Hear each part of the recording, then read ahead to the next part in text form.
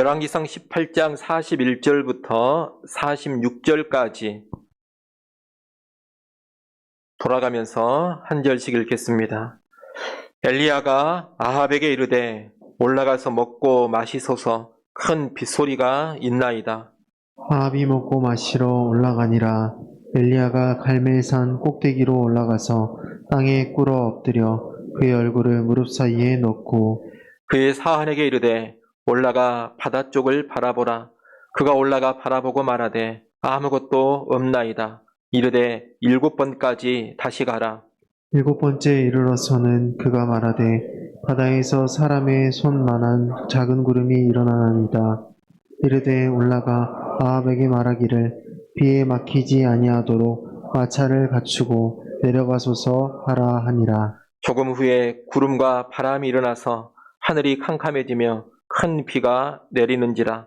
아합이 마차를 타고 이스르엘로 가니 여호와의 능력이 엘리야에게 임하매 그가 허리를 동이고 이스라엘로 들어가는 곳까지 아합 앞서 달려갔더라. 아멘. 오늘 본문은 엘리야가 갈멜산에서 영적 승리를 거두고 바알의 선지자 450명을 죽인 후에 벌어진 일을 말하고 있습니다. 당시 이스라엘에는 긴 가뭄이 계속되고 있었습니다. 이 가뭄은 이스라엘 백성들이 여호와 하나님을 버리고 우상, 바알과 아세라를 숭배한 죄에 내려지는 징벌이었습니다. 엘리야는 갈멜산의 승리 후에 이제 이 징벌의 가뭄을 끝내기 위한, 비가 내리기 위한 기도를 하나님께 올립니다. 그리고 그 기도의 응답으로 큰 비가 내리면서 오랫동안 계속되었던 가뭄의 징벌이 해결됩니다. 야고보서 5장 17절, 18절에 보면 이 엘리야의 기도와 연관해서 이렇게 말씀을 하고 있습니다. 제가 야고보서 5장 17절, 18절 읽습니다. 엘리야는 우리와 성정이 같은 사람이로되 그가 비가 오지 않기를 간절히 기도한즉 3년 6개월 동안 땅에 비가 오지 아니하고 다시 기도하니 하늘이 비를 주고 땅이 열매를 맺었느니라. 이 말씀에 따르면 엘리야의 기도를 말하면서 엘리야를 뭐라고 가리키느냐? 우리와 성정이 같은 사람이다. 이렇게 말합니다. 우리와 다를 바가 없는 사람, 우리와 똑같은 사람이 엘리야였다는 겁니다.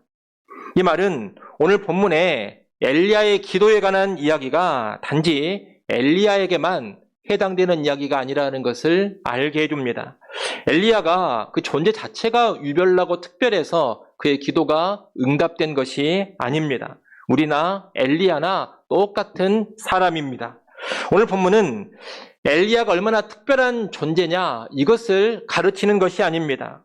엘리야를 통해서 사람이 어떻게 기도해야 하는지를 가르쳐 주는 것이고 누구든지 그렇게 기도한다면 살아계신 하나님께서 응답하사 역사하심을 가르쳐 주는 겁니다. 우리 중에 누구라도 엘리야가 기도했던 것처럼 동일하게 기도한다면 하나님은 동일하게 역사하십니다.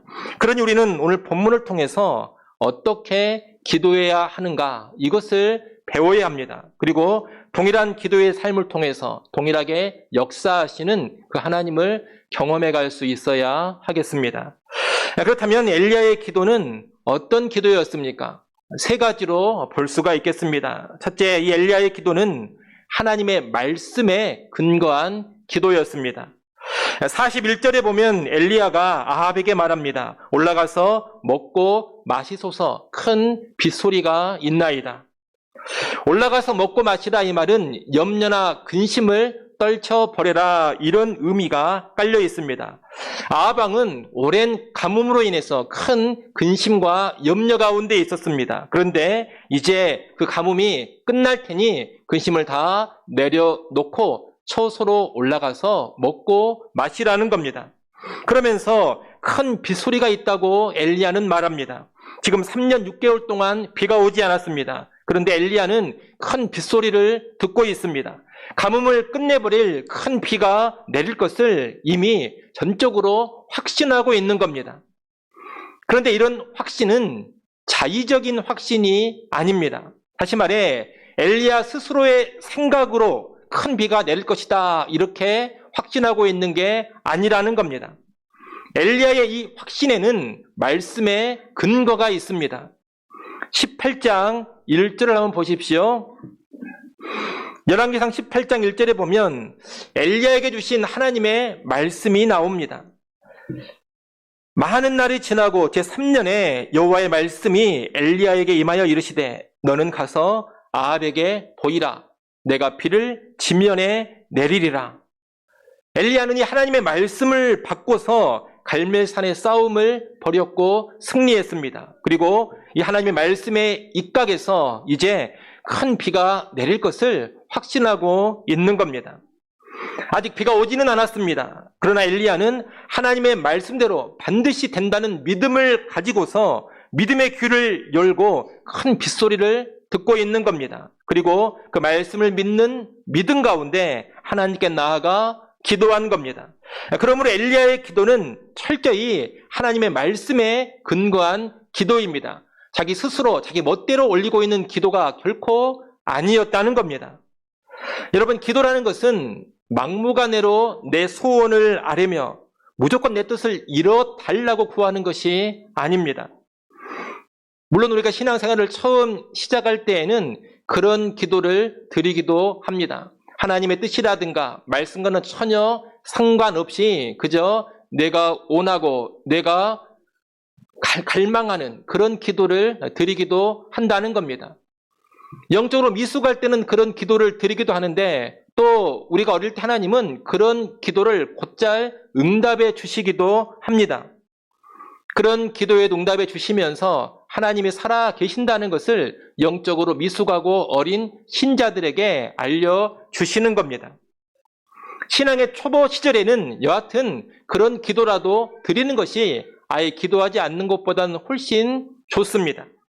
그러나 진정한 기도는 뭐냐? 진정한 기도는 나의 뜻, 나의 소원을 이루어 달라고 구하는 게 아닙니다.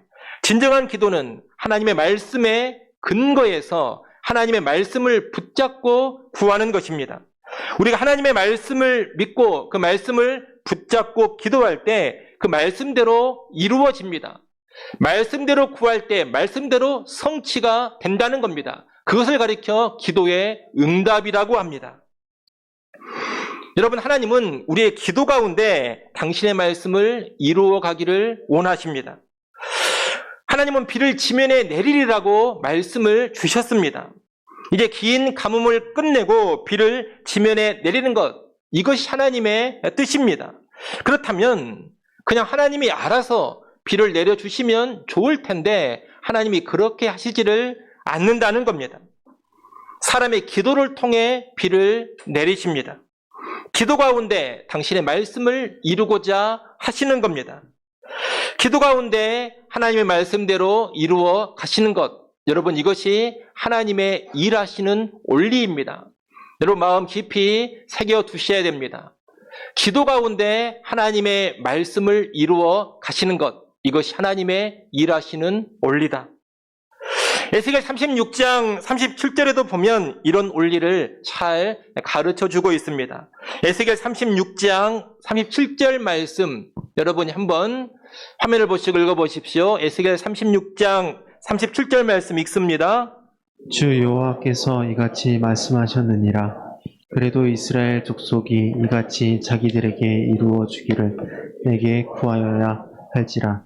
내가 그들의 수요를 양떼같이 많아지게 하되. 아멘. 하나님은 몰락하고 황폐해져 버린 이스라엘을 다시 회복시키시고 이 이스라엘을 다시 번성케 하실 그런 계획을 세우시고 내가 그렇게 하겠다고 말씀을 주셨습니다. 그런데 그렇게 말씀하셨지만 그래도 이스라엘 족속이 이같이 자기들에게 이루어 주기를 내게 구하여야 할지라 이렇게 덧붙이십니다. 하나님이 주신 말씀대로 이루어 달라고 기도해야 한다는 겁니다. 다시 말해 하나님의 말씀대로 이루어 달라고 기도할 때 그 말씀대로 이루어 주신다는 겁니다. 하나님이 이렇게 하시는 이유는 사람의 기도가 없으면 하나님이 일을 못 하시기 때문이 아닙니다. 하나님은 인간의 기도 없이도 얼마든지 혼자 스스로 일해 가실 수 있습니다. 다만 하나님은 자기 백성과 함께 일하는 것을 기뻐하십니다. 그래서 자기 백성이 기도를 통해 하나님의 말씀이 성취되는 그 일에 참여해 하시는 겁니다. 동역을 기뻐하시기 때문에 기도 가운데 일하고자 하신다는 겁니다.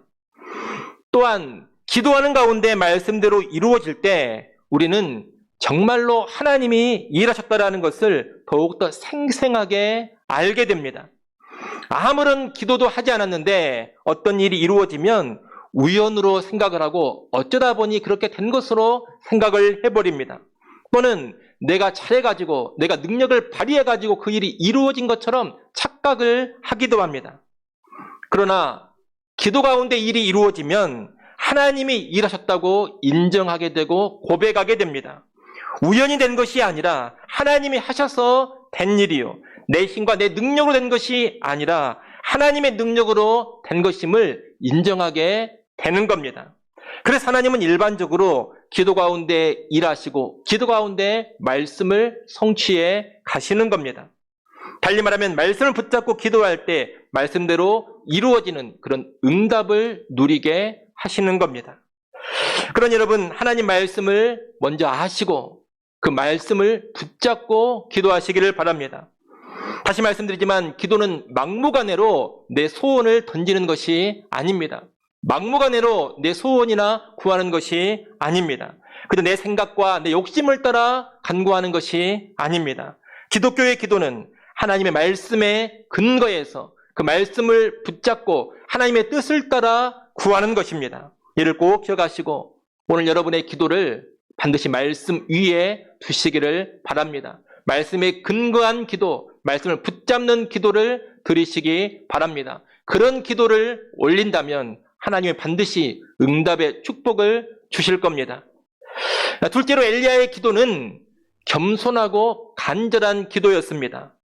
오늘 보면 42절 하반절에 보면 엘리야가 기도하는 자세가 나옵니다. 땅에 꿇어 엎드려 그의 얼굴을 무릎 사이에 넣고, 이렇게 엘리야의 기도 자세가 나옵니다. 엘리야는 땅에 무릎을 꿇고 엎드려 기도합니다.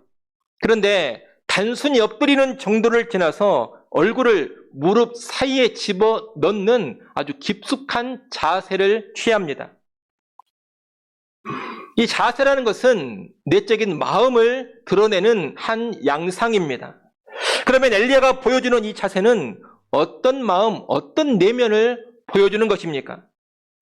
무릎을 꿇고 엎드리는 자세는 겸손을 보여줍니다. 그리고 무릎 사이에 얼굴을 집어넣는 것은 외부에 대한 시각을 다 차단시킴으로써 오롯이 기도에 집중하기 위함입니다. 간절함이라 말할 수가 있겠습니다. 여러분, 기도는 이렇게 겸손히 하는 것이고 간절히 하는 겁니다. 겸손히 기도한다는 것은 하나님 앞에 내가 바짝 엎드린다는 겁니다. 내가 힘께나 쓰는 사람이다. 내가 꿀릴 것 없는 사람이다. 나 정도 되면 하나님이 응답해 주셔야 된다. 이런 태도가 아닙니다. 하나님, 저는 아무것도 아닙니다. 하나님께 내세울 만한 것이 하나도 없습니다. 나는 공로가 없습니다. 나는 힘도 능력도 지혜도 없습니다. 하나님의 도우심이 아니고서는 절대로 살 수가 없습니다. 하나님의 은혜가 아니고서는, 하나님의 긍휼이 아니고서는 한시라도 살 수 없고 그 무엇도 이룰 수가 없습니다. 이런 나를 불쌍히 여기시고 도와주시고 응답해 주십시오. 여러분, 이것이 겸손한 기도의 자세입니다. 구약성경 창세기에 보면 아브라함도 그렇게 기도했던 사람입니다. 창세기 18장 27절 말씀을 잠깐 한번 보겠습니다. 창세기 18장 27절 여러분이 한번 읽어보십시오. 읽습니다. 아브라함이 대답하여 이르되 나는 티끌이나 재와 같사오나 감히 주께 아뢰나이다. 아멘. 이 장면은 아브라함이 소돔 성을 위해서 기도하는 가운데 하고 있는 말입니다. 하나님께 소돔을 위해 기도하는 가운데 이 아브라함이 뭐라고 합니까? 나는 티끌이나 재와 같습니다. 그렇게 고백합니다. 아브라함은 지금 하나님 앞에서 자신을 티끌, 먼지로 여기고 있습니다. 무슨 흙덩어리, 돌덩어리 수준도 아닙니다. 다 깨져버린 먼지, 티끌로 자신을 여깁니다. 무슨 나무 토막도 아닙니다. 다 불타버린 제 자신을 빗대고 있습니다. 자기는 아무것도 아니라는 겁니다. 조금도 자신을 드러내거나 과시하지 않습니다. 자신은 하나님 앞에서 정말로 보잘것없고 무기력하다는 겁니다. 여러분, 기도라는 것은 이렇게 철저하게 하나님 앞에서 자신을 낮추고 겸손하게 구하는 겁니다. 이렇게 겸손해지면 당연히 간절해집니다. 엘리야는 무릎 사이에 머리를 깊이 파묻고 자신을 외부와 차단시켰습니다. 바깥의 장면, 바깥의 소리를 다 차단시키고 오롯이 하나님께만 집중하며 기도합니다. 간절히 기도한 것입니다. 근데 이런 간절함이 바로 겸손에서 나옵니다. 나름 자기의 능력이나 자기의 가능성을 믿고 의지하는 사람, 하나님 말고 다른 믿을 구석이 따로 있는 사람, 여러분, 이런 사람은 기도를 잘 하지 않습니다. 설령 기도한다 하더라도 간절하게 기도하지 않습니다. 이런 사람은 기도를 하더라도 어떻게 하느냐? 들어주면 좋고 안 들어주면 말고 그럽니다. 하나님이 안 들어주면 뭐 어쩌겠냐, 다른 방법 찾아봐야지 이럽니다. 그렇기 때문에 기도를 해도 간절하지가 않습니다. 여러분 주변을 한번 돌아보십시오. 누가 간절히 기도하는가? 여러분, 정말로 하나님 말고는 소망이 없는 사람, 하나님 아니고서는 도저히 살 길이 보이지 않는 사람, 여러분, 그런 사람이 간절히 기도합니다. 목사님, 저도 그렇습니다. 내 힘으로 대충 되겠다, 내가 능력이 없는 것은 아니다, 내가 내 나름의 능력을 가지고 못할 것이 뭐가 있겠느냐. 여러분, 이럴 때는 기도를 잘하지 않습니다. 기도를 해도 그렇게 간절하게 기도하지 않습니다. 내가 무능력하고 무기력한 존재라는 것을 깊이 깨달을 때, 인생을 살아가고 목회 사역을 하는 것이 정말로 내 힘과 내 능력 가지고 되지는 않는구나, 이것을 절절히 인식했을 때, 여러분, 그때 간절히 기도합니다. 그럴 때 1시간이고 2시간이고 엎드려 기도하는 것이고, 기도할 때에도 간절함이 있다는 겁니다. 목사님, 저도 그런데 여러분도 똑같습니다. 여러분도 그렇습니다. 여러분이 기도를 잘 안 하고 계십니까? 기도 없이 그저 하루하루 살아가고 계십니까? 또는 교회에서 기도하라 그러니까 기도하긴 하는데 간절함 없이 대충 기도하고 계십니까? 왜 그럴까요? 자기 힘으로도 살만하다 생각하니 그러는 겁니다. 힘든 일이 있기는 하지만 그래도 아직 믿을 구석이 있고 하나님 없이도 아직 살만하기 때문에 그러는 겁니다. 아직 덜 낮아지고 아직 덜 깨지고 아직 덜 겸손해져서 그러는 겁니다. 그리고 그렇게 겸손이 없고 간절함이 없으면 기도는 무기력해지는 겁니다. 기도를 해도 그저 습관적인 기도, 형식적인 기도에 지나지 않게 됩니다. 여러분, 하나님은 겸손한 기도, 겸손하기에 간절히 구하는 그런 기도를 들으시고 응답하십니다. 그러니 오늘 우리의 기도, 나의 기도를 잘 점검해 보시기 바랍니다. 나도 기도합니다. 저도 나름 무릎을 꿇습니다. 여러분, 절대 거기에만 만족을 하시면 안 됩니다. 나는 정말로 겸손하게 기도하는가, 꼭 이것을 점검하셔야 됩니다. 나는 아무것도 아닙니다. 나는 티끌과도 같고 나는 재와도 같습니다. 내 능력과 내 지혜로는 정말로 아무것도 할 수가 없습니다. 오직 하나님의 은혜, 하나님의 긍휼, 하나님의 도우심만이 필요합니다. 하나님 외에는 도울 뿐이었고 하나님 외에는 나의 소망이 하나도 없습니다. 여러분, 기도할 때 이런 고백이 진심으로 나와야 합니다. 그리고 그런 겸손 가운데 간절히 기도하는가, 이것도 잘 살펴보셔야 됩니다. 기도할 때 오롯이 하나님께 집중하며 기도하는가, 기도한다면서 잡념에 빠지고 헛생각이나 하고 두리번거리면서 주변 상황에 정신을 뺏기는 그런 기도는 아닌가. 여러분, 오직 하나님께 집중하며 하나님께 자신의 전부를 내던지는 그런 간절함이 있어야 되는데 나는 정말 그런 간절한 기도를 드리고 있는가? 한 5분, 10분 기도한 것 같은데 30분이 지나 있고 1시간이 훌쩍 지나 있는 그런 간절한 기도를 드리고 있는가? 기도에는 그런 간절함이 꼭 있어야 합니다. 여러분, 겸손하게 기도하시고 그리고 간절하게 기도하시기 바랍니다. 오늘 우리가 엘리야와 똑같은 외적 자세로 기도할 것은 아닙니다. 우리가 꼭 무릎을 꿇고 무릎 사이에 얼굴 파묻고 기도할 것은 아니라는 겁니다. 그러나 엘리야의 자세가 보여주는 그 겸손함과 간절함은 반드시 가지고 있어야 합니다. 하나님 앞에서 철저히 낮아져서 기도하고 그 낮아짐으로 간절히 기도해야 합니다. 그럴 때 우리의 기도에 하나님이 응하시며 역사하는 능력이 나타나게 될 겁니다. 마지막 세 번째로 엘리야의 기도는 끈질긴 기도였습니다. 엘리야는 하나님 말씀에 근거해서 말씀을 붙잡고 기도했습니다. 겸손히 기도했고 간절히 기도했습니다. 아주 모범적인 기도를 드린 겁니다. 그렇게 기도하면서 사환에게 말하기를 올라가 바다 쪽을 바라보라고 합니다. 바다 쪽을 보라는 것은 비구름이 오는지를 살펴보라는 겁니다. 그런데 아무 일도 일어나지를 않습니다. 사안이 와서 말하기를 엘리야에게 아무것도 없다고 합니다. 이 엘리야는 사환에게 말하기를 7번까지 다시 가라고 합니다. 오늘 보면 43절을 한번 보십시오. 43절 말씀 여러분이 읽습니다. 그의 사환에게 이르되 올라가 바다 쪽을 바라보라. 그가 올라가 바라보고 말하되 아무것도 없나이다. 이르되 7번까지 다시 가라. 아멘. 엘리야가 7번까지 다시 가라 그러니 사안이 계속 오가면서 기도하는 엘리야에게 상황을 알려줍니다. 그런데 6번째까지 이 사안의 대답이 똑같습니다. 아무것도 없습니다. 이것입니다.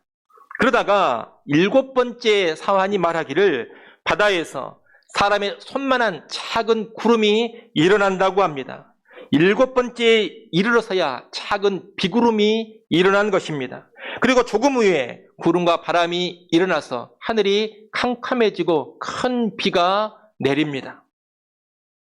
여러분, 엘리야는 아무 일도 일어나지 않았지만 7번째까지 계속해서 기도했습니다. 그 지속적인 기도, 끈질긴 기도 후에 하나님이 말씀하신 대로 큰 비의 응답을 받았습니다. 우리가 생각할 때에는 하나님이 비를 내리시겠다고 말씀을 하셨으니 기도 한 번만 하고 비가 내렸으면 얼마나 좋을까 이런 생각이 듭니다. 더욱이 문제 있게 기도한 것도 아니고 얼마나 모범적으로 기도했습니까? 말씀을 주장하면서 겸손히 기도했고 간절히 기도했습니다. 그러니 처음에 딱 한 번 기도한 후에 하나님이 비를 주시면 얼마나 좋습니까? 근데 여러분, 적잖은 기도가 그렇게 바로 응답되지 않습니다. 물론 하나님이 즉각 응답해 주시는 경우도 있습니다. 하지만 상당수 기도는 마땅히 구할 하나님의 뜻을 따라 구하고 겸손히 구하고 간절히 기도해도 바로 응답이 되지 않는다는 겁니다. 많은 시간이 지나고 응답되는 기도가 상당수입니다. 왜 이럴까요? 왜 하나님은 오래도록 기도하게 하십니까? 왜 한두 번의 기도가 아닌 7번까지의 기도를 드리게 하십니까? 그것은 믿음을 기뻐하시는 하나님께서 우리의 진짜 믿음을 보고 싶어 하시기 때문입니다. 여러분, 믿음이 없거나 믿음이 약할 때 이 기도의 삶은 쉽게 무너져 버립니다. 기도를 해보기는 합니다. 그런데 아무것도 없나이다. 이 말을 듣는 순간에 의욕이 다 상실되어 버립니다. 기도를 했는데 아무 일도 일어나지 않습니다. 말씀 믿고 기도했습니다. 겸손히 기도했습니다. 정말로 간절하게 구했습니다. 그런데도 아무런 상황의 변화가 없습니다. 여전히 가뭄입니다. 여전히 땅이 메말라 있습니다. 비는 내리지 않습니다. 비가 내리기는커녕 흐려지지도 않습니다. 흐려지기는커녕 작은 구름 한 조각 보이지도 않습니다. 그러면 대개 기도를 중단해 버립니다. 그러면 하는 말이 뭐냐? 기도해도 안 되더라. 기도해도 똑같더라. 뭐하러 기도하냐? 이럽니다. 여러분, 이것이 바로 부실한 믿음입니다. 여러분, 하나님이 기뻐하시는 믿음, 하나님이 기대하시는 믿음은 뭐냐? 바랄 수 없는 중에도 바라고 믿는 겁니다. 상황이 똑같고 아무 일도 일어나지 않는다 하더라도 그래도 일하실 하나님을 믿고 엎드려 구하는 것입니다. 인간적으로 보자면 기대할 것이 없지만 그래도 하나님을 바라보고 하나님을 믿고서 계속해서 기도를 하는 겁니다. 여러분, 이런 기도는 정말로 믿음 없이는 드릴 수 없는 기도입니다. 누가복음 18장 1절로 8절에 보면 예수님께서 가르치신 과부와 불의한 재판장의 비유가 나옵니다. 그 비유에 보면 한 도시에 억울한 일을 당해서 오난을 갖게 된 과부가 있습니다. 그 과부는 늘 재판장에게 가서 내 오난을 풀어주십시오, 그렇게 간청합니다. 그런데 이 재판장이 하나님을 두려워하지도 않는 악하고 의롭지 않은 재판관이었습니다. 그러니 이 가난한 과부의 간청에 눈 하나 깜빡이지를 않습니다. 전적으로 무시해버립니다. 그런데도 이 과부가 거듭되는 거절 속에서도 멈추지를 않습니다. 계속해서 그 불의한 재판장에게 가서 나의 오난을 풀어달라고 간청합니다. 결국 이 불의한 재판장이 무슨 생각을 하게 되느냐? 이 과부가 나를 너무 귀찮게 하니 그녀의 오난을 풀어줘야 되겠다. 오난을 풀어주지 않으면 이 과부는 계속해서 와가지고 나를 괴롭게 할 것이다. 이러고서 과부의 오난을 풀어주더라는 겁니다. 예수님은 이 비유를 말씀하신 후에 악한 재판장도 이러는데 하물며 하나님께서 밤낮 부르짖는 자기의 택한 백성의 부르짖음을 들어주시지 않겠느냐, 그렇게 말씀하십니다. 예수님의 이 비유는 항상 기도하고 낙심하지 않아야 된다, 이것을 가르쳐주는 비유입니다. 여러분, 우리가 언제 낙심합니까? 기도했는데 아무것도 없을 때, 기도했는데 아무 일도 일어나지 않았을 때, 그때 낙심합니다. 그때 낙심하고 기도를 멈춥니다. 그런데 예수님은 낙심하지 말고 항상 계속해서 기도하라고 하시는 겁니다. 특별히 예수님은 이 비유와 연관되는 가르침을 주시고 마지막으로 말씀 한마디를 더 하셨습니다. 누가복음 18장 8절 하반절 말씀입니다. 같이 한번 읽어보겠습니다. 함께 읽습니다. 그러나 인자가 올 때에 세상에서 믿음을 보겠느냐 하시니라. 아멘. 항상 기도하고 낙심하지 말라, 이것을 가르치신 후에 예수님이 마지막으로 뭐라고 하셨느냐? 인자가 올 때, 다시 말해 마지막 때에 세상에서 믿음을 볼 수가 있겠느냐, 이렇게 말씀하십니다. 이 말이 무슨 말입니까?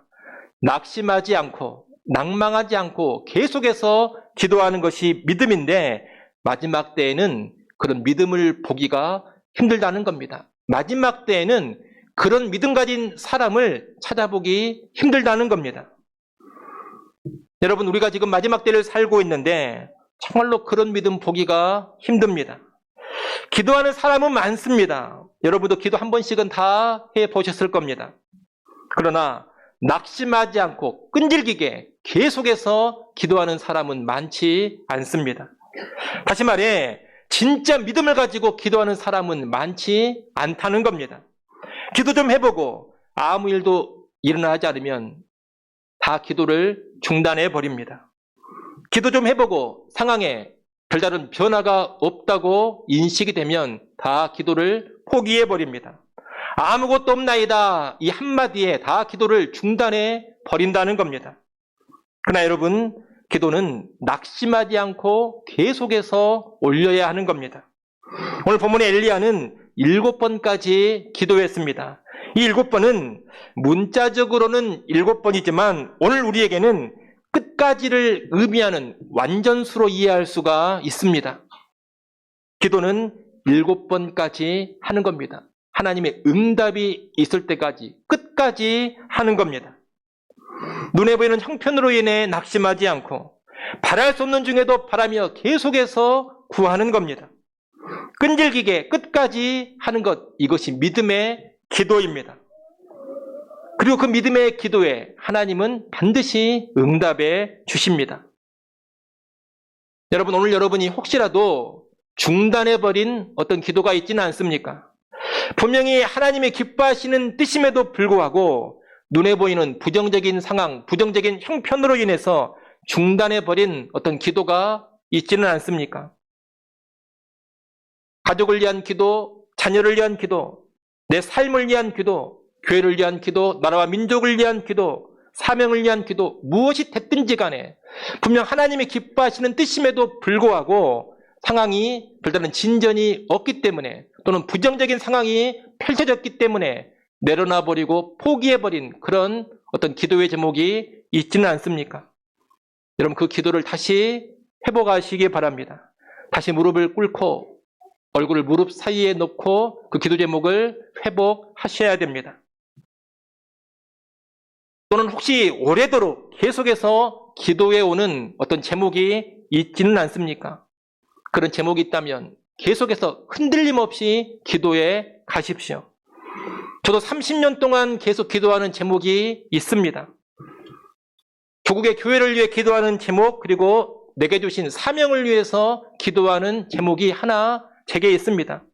눈에 보이는 양상만 보면 그 기도 제목대로 잘 되지 않는 것 같습니다. 오히려 그 기도 제목과 멀어져 가는 그런 상황이 펼쳐지기도 합니다. 그래도 계속해서 기도합니다.